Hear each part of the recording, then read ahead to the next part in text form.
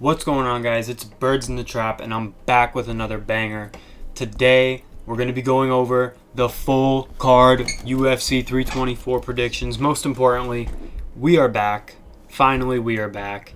This drought has felt insane, and it being fight week again, I'm just like, oh my god, it feels surreal. I can't wait to talk about some fights. I can't wait to watch some fights, and let's get right into it. I think throughout this video, throughout this week, I'm going to be making more content about UFC 324, so be sure to subscribe if you're interested.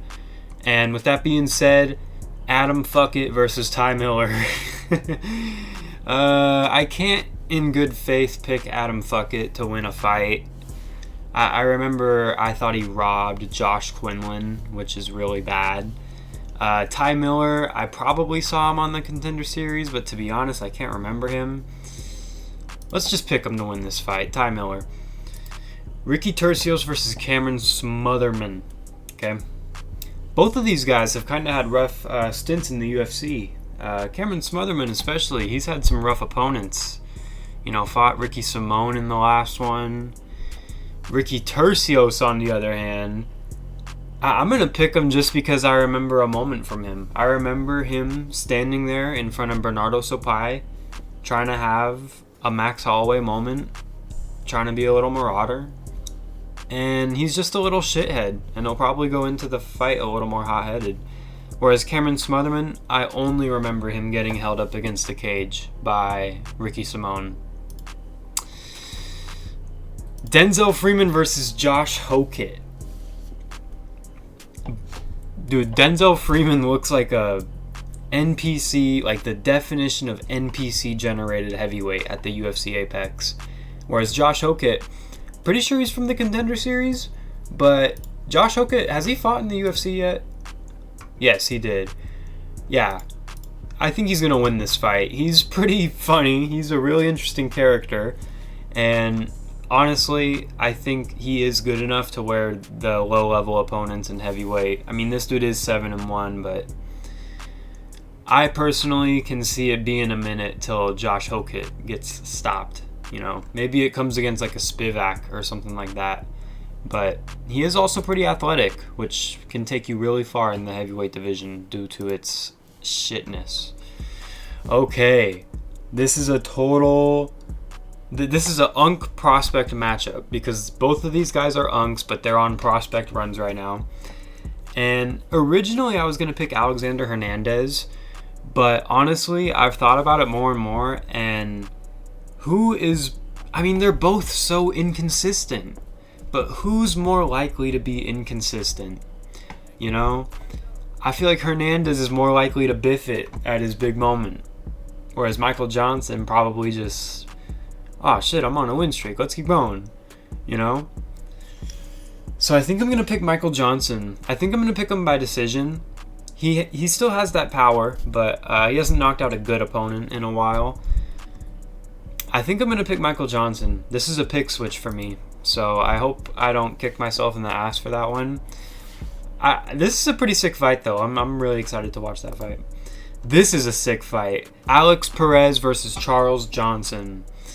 Charles Johnson is another one of those guys where he wins a bunch of fights and then he'll just lose one. You know what I mean? Or, he'll randomly have a losing streak. But I think he's definitely going to win this fight. Alex Perez, I've not seen the consistency I need to. I've seen injuries. I've seen losses. I remember he beat Nicolau, but it was kind of a lightning in a bottle moment, if you ask me. And so I don't think he walks around with his big power. I don't think he's fast, and I think Johnson, or maybe he's fast, but everything he can do, Johnson's going to be better at. So I'm picking Johnson by TKO. I think he'll win by stoppage in that fight. Third round. Let's go third round. Johnson has real power for that division. Nikita Krylov versus Modestas Bukauskas. This is one where I was contemplating switching my pick, but I'm going to go with my original pick, which was Modestas Bukauskas. Alright? And I think Krylov is a better fighter. He is a better skilled fighter, but he is stupid. And for some reason, he's handling his career with no care, no thought. And he went in there, got slept in 2 minutes by Dominic Reyes. And then within 3 months, he's like, you know what? I want to get slept again by fucking, what was it, Bogdan Guskov? And then not even that long afterward, I think that was maybe July, and now it's January. It's taking another fight where Modestas Bukauskas, I really don't like that Ion Kutalaba look, right? I think that was a split decision. But he is on a win streak, and he does win by stoppage most of the time. Yeah, this was a really rough one right there. Not great. But I trust the momentum. I trust that he'll be more confident in there. Nikita Krylov, there's no way he's not going to be thinking about it, just getting knocked out. And I think as soon as he starts worrying about it, he's going to circle into something and just get dropped and finished. And he deserves it, because why are you fighting this frequently after all these KOs, man? I know you took like 3 years off, but think a little. Or at least take better matchups. I mean, this would be a good matchup to come back to originally. And I guess you could say Reyes was in hindsight. Alright, anyways. Atiba Gautier versus Andre Pulev. I have no issue with the Atiba Gautier can experiment. You know, let's get him as many highlights and as many big moments as we can. I still feel like we need more knockdowns from him. We need to see more knockdowns before... Yeah, that's kind of crazy. I'm joking a little bit. I do think he could beat some ranked opponents. But I don't mind the build-up, you know what I mean? Maybe this one, and then one more, and then a ranked opponent. Because I don't mind seeing him drop these guys in the first 2 minutes. That's exactly what he's going to do here. First round knockout. I'll be shocked if it's not within 3 minutes. And there's not much to say, man. Atiba Gautier, just look at him compared to Andre Pulev. I don't even got to think about it. Gautier is one of my favorite prospects in the sport right now. Super excited.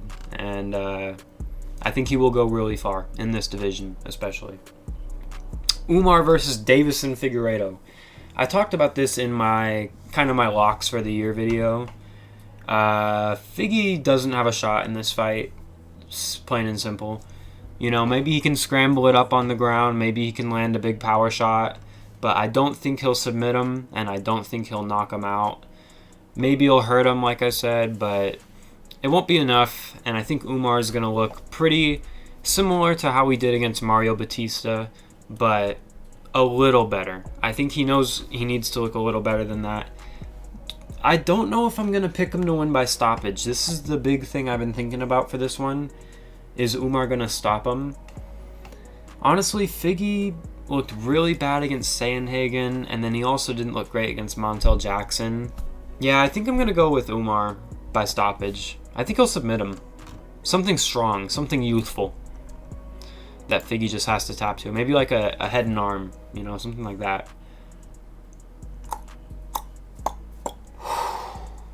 Arnold Allen versus Gene Silva.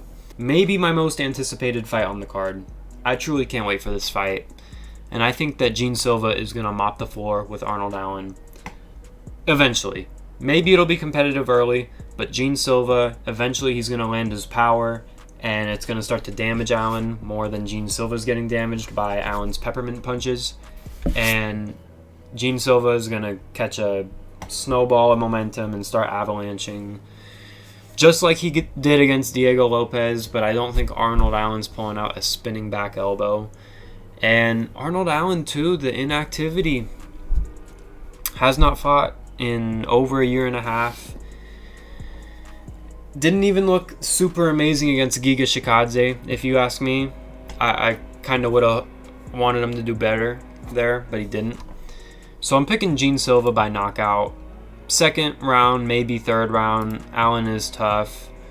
But would that be Allen's first TKO loss? Has Arnold Allen been TKO'd? I actually don't know. We don't know.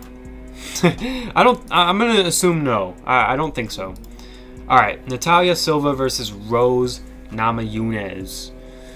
Natalia Silva, 30-27, easy, somewhat fun decision. I don't have to think about it very much. Rose Namajunas does not do well in this weight class.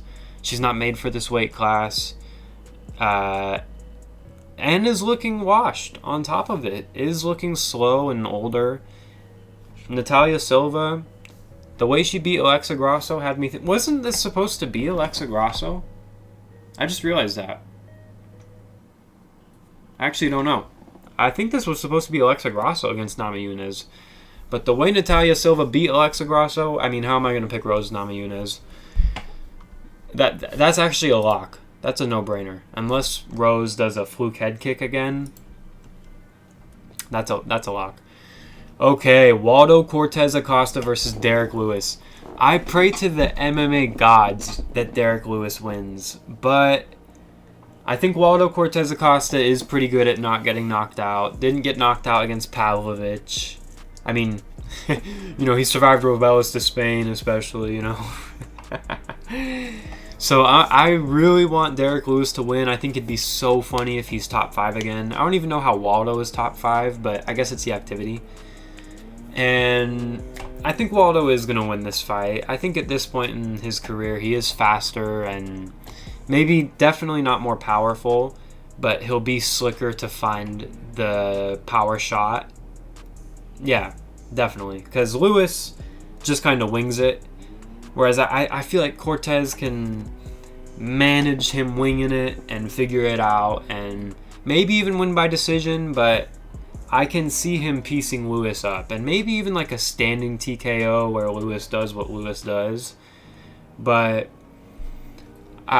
again, for the meme, I really want Lewis to win. It'd be so funny for him to be on like a 3-fight win streak. Okay, I'm decided on this, guys. I think O'Malley's gonna get a TKO here. Crafty TKO in this fight. I think that Song Yadong... Oh my god. Song Yadong is so tough, though. Am I really gonna pick that? We haven't seen O'Malley have his big power in a while. Really since the Aljo fight. And even that was a TKO. But I do think this is kind of his chance to showcase it.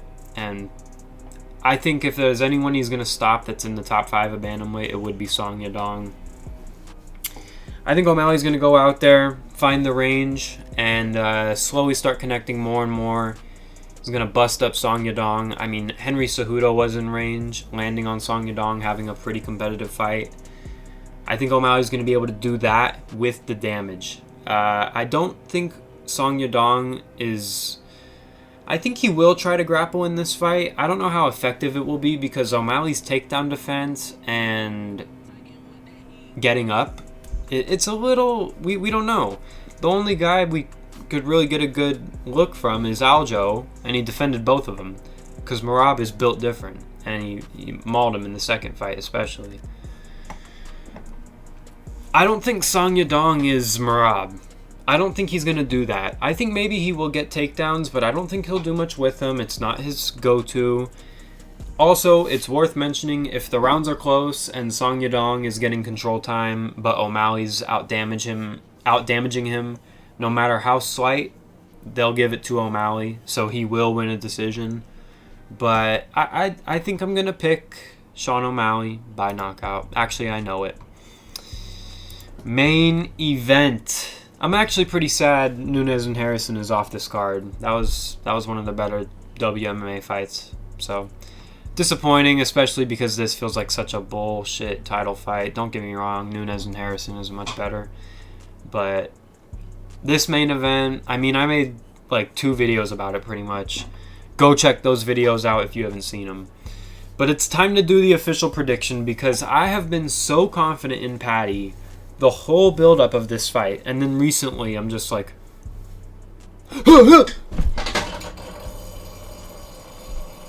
I did my big Rufus, and I knocked something over.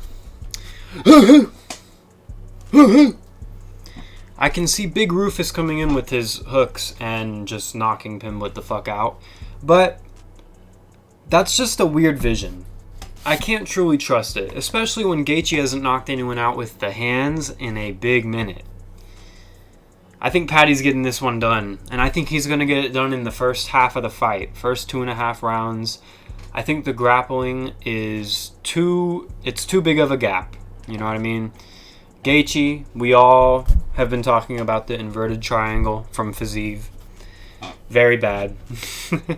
And Paddy doesn't even have to shoot singles or doubles. He can essentially just throw himself at you and make grappling happen.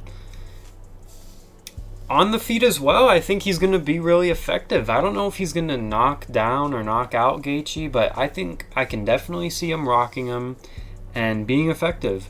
Whereas Gaethje is very figured out by now. A lot of damage taken. I don't think he's necessarily washed, but he is old. Against Fiziev, he looked like Gaethje. He looked like Gaethje. But he no doubt got shut down against Holloway. And if Paddy can sort of not mimic Holloway, but stay at that range and not let Gaethje get his game going and just wait, shoot, lock something up quick and early, I think Paddy's going to win this belt. It's going to be pretty funny seeing Paddy with a belt, especially in these circumstances with Ilya. But man, Paddy versus Ilya is going to be one of the sickest build-ups to a fight, I think. I'm stoked to see that. That is a good outcome we get, even though I think we all would prefer it to be Arman. It is what it is. Paddy Pimblett going to win a UFC belt. I remember right after the Jared Gordon fight, I said, ain't no way he's ever going to win anything ever. And he has totally proven that wrong. With that being said, guys, it has been Birdsinthetrap MMA. Thank you for watching. I hope you enjoyed the video. Leave a like and subscribe if you enjoyed.